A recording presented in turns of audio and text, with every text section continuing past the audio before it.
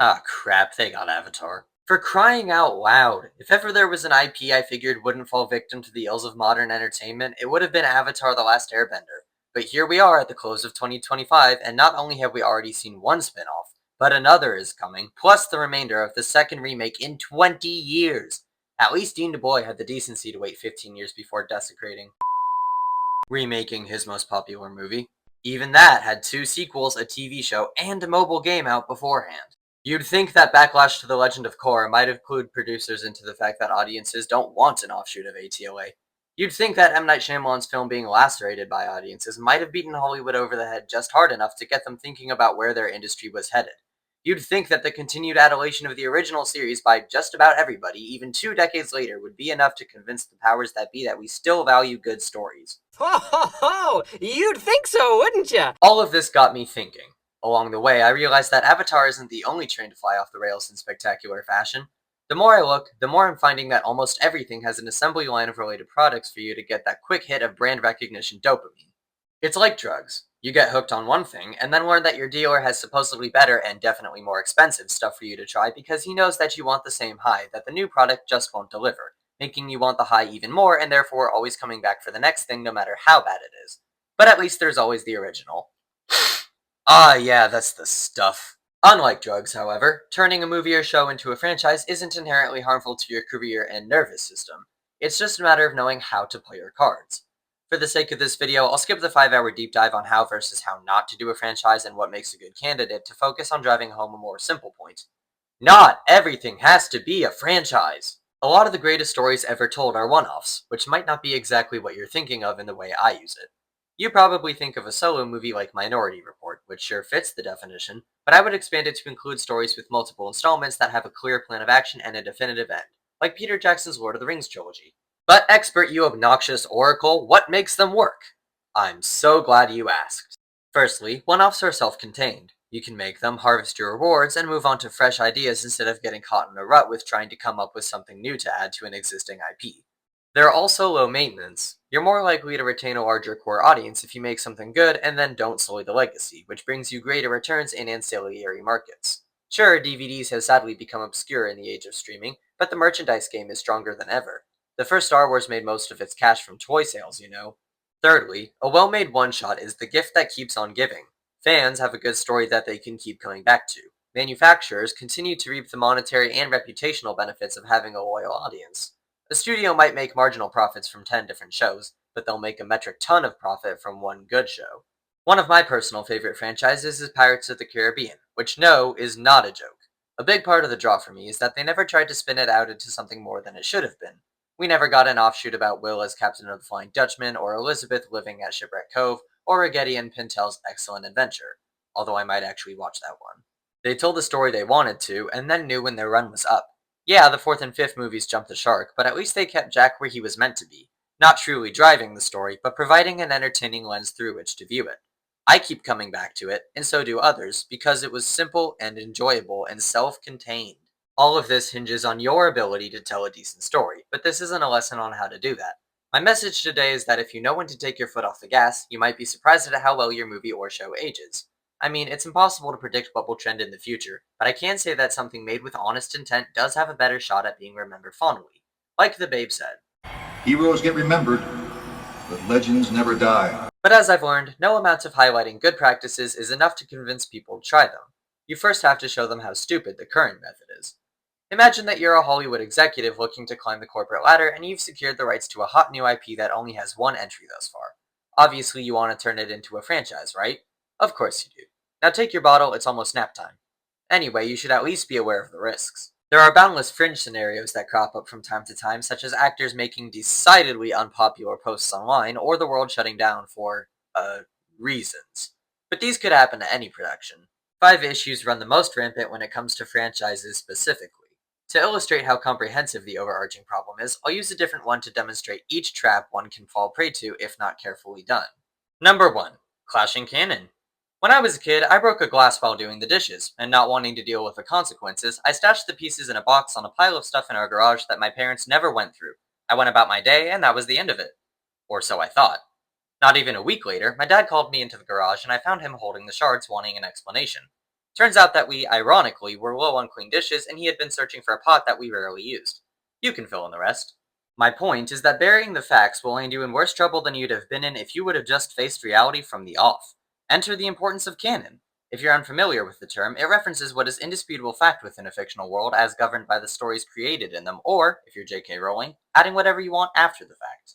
Canon acts as a sort of lighthouse for new faces behind the scenes to operate by, providing a concrete set of rules for them and guiding them towards something palatable. Or it does in theory. What it really does is annoy them. Who wants to painstakingly craft a script that fits in with established lore when you can rewrite history to fit your vision and get those sweet, sweet Haywatch numbers? I bet you're expecting me to talk about the decanonization of the Star Wars extended universe, but let me subvert those expectations, haha, see what I did there, by going after DC instead. It's no secret that Detective Comics has a rocky history of adapting to the screen for several reasons, but their biggest flaw is that they cannot choose and stick with a single vision. See, DC has this funny little habit of pulling the ripcord every time they get negative feedback, or more accurately, when the minds behind it pitch a fit.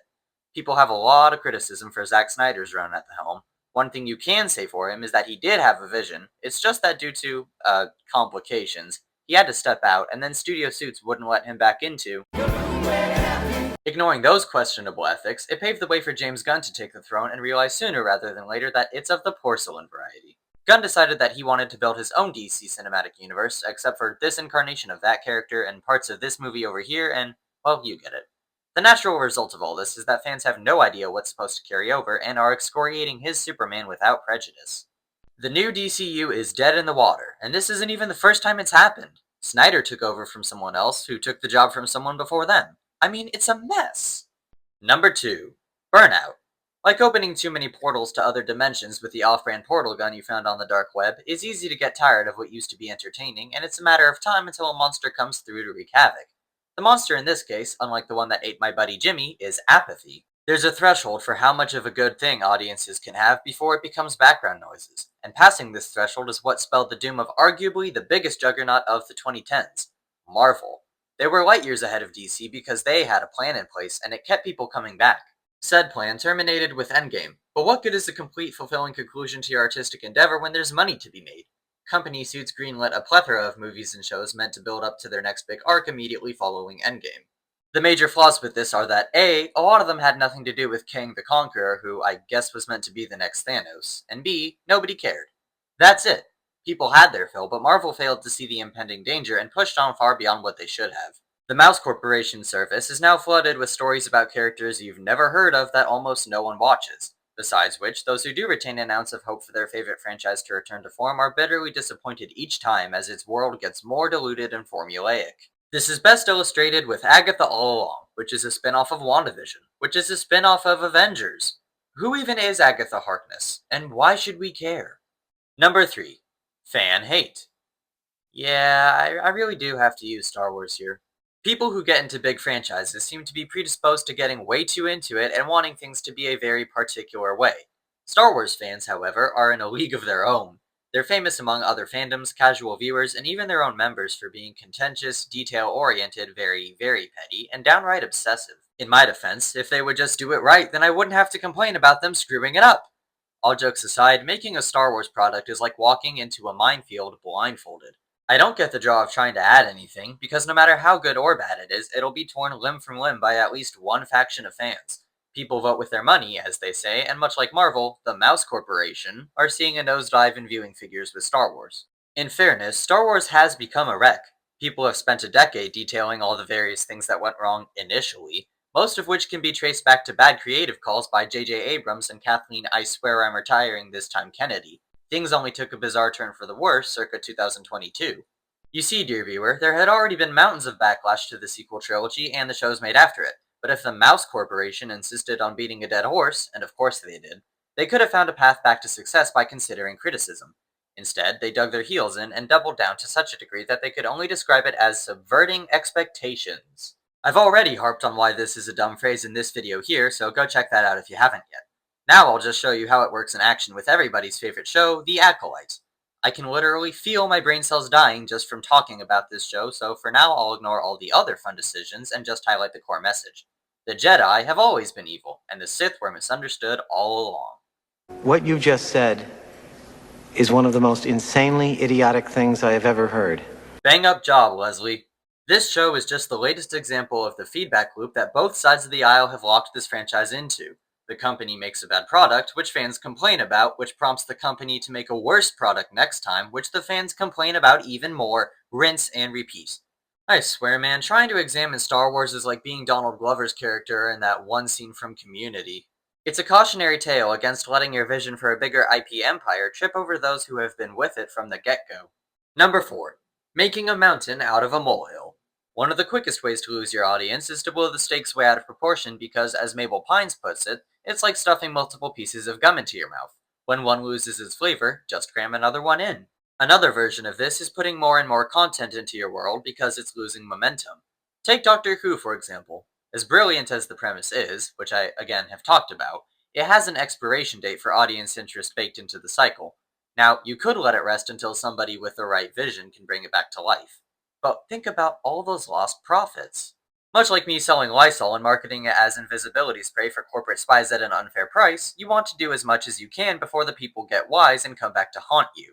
Not only has the BBC kept the series going for maybe longer than they should have, but they've rolled out several spin-offs that just don't hit the same. Bringing Sarah Jane Smith back for one episode worked because it showed how the Doctor's actions have long-lasting ramifications.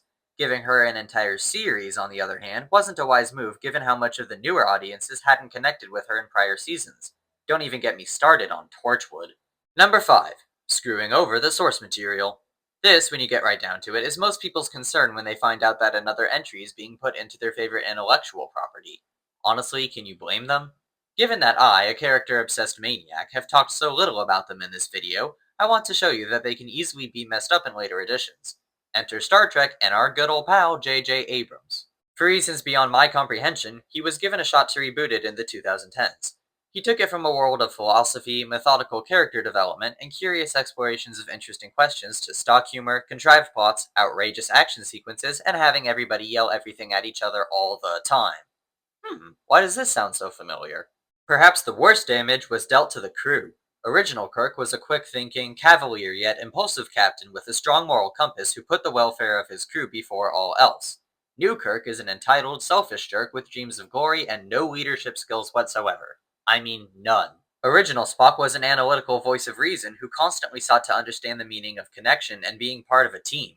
New Spock is also an entitled, selfish jerk, but he dreams of running a tight ship, haha, and for some reason is in love with Uhura now. Speaking of, original Uhura was a team player and offered creative solutions that come from the average worker's perspective, but also refused to be treated like she was anything less than her higher officers. New Uhura is the dreaded girl boss. How does any of this make sense? It doesn't, and that's not even accounting for the rest of the characters or the other aspects of Star Trek that get the fuzzy end of the lollipop. It leaves a sour taste in audiences' mouths, and it's all too expensive to justify at a production level. By no means am I saying that an IP can only fall into one of these categories. In fact, most of the properties I just went through can fit quite easily into several. Now that you've got a picture of what can go wrong with the franchise, I'd like to offer Hollywood this friendly pearl of wisdom. Stop with the franchising! Enough is enough! We're tired of it, aren't you? Don't you get sick of the constant uphill battle, of that nagging at the back of your mind that asks whether it's worth it? What could possibly be a good enough motivator for all this?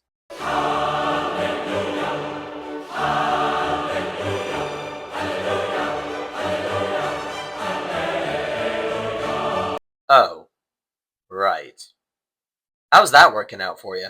I suppose I should revisit Avatar now, huh? The original series was great, but all that has sprang from it? Not so much. I haven't yet had the chance to watch The Legend of Korra, but I know its reputation and a couple of choices made in it. I have seen the remakes, which speak plenty for themselves. I also have, to say the least, trepidation about Avatar 7 Havens. They have some of the crew from ATLA coming back to work on it, which looks promising, but I've fallen for that gambit before. I don't know, maybe it'll shock me and be marvelous. But I doubt it.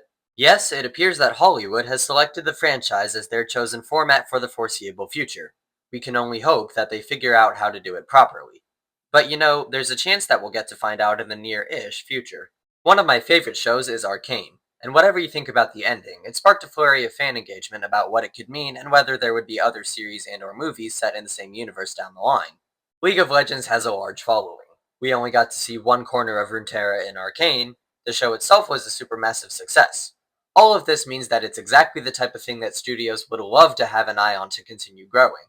There's been lots of chatter and speculation among the fans, naturally, and it sure looks as though Riot Games has kept ties with Fortiche, the animation studio that made Arcane. It wouldn't surprise me if we saw more from this world come to the screen, and despite everything, I find myself fascinated with the idea. Can a League of Legends cinematic universe pan out, or is it already jinxed? Point of all this being, Cabbage Guy deserves his own spin-off, dang it!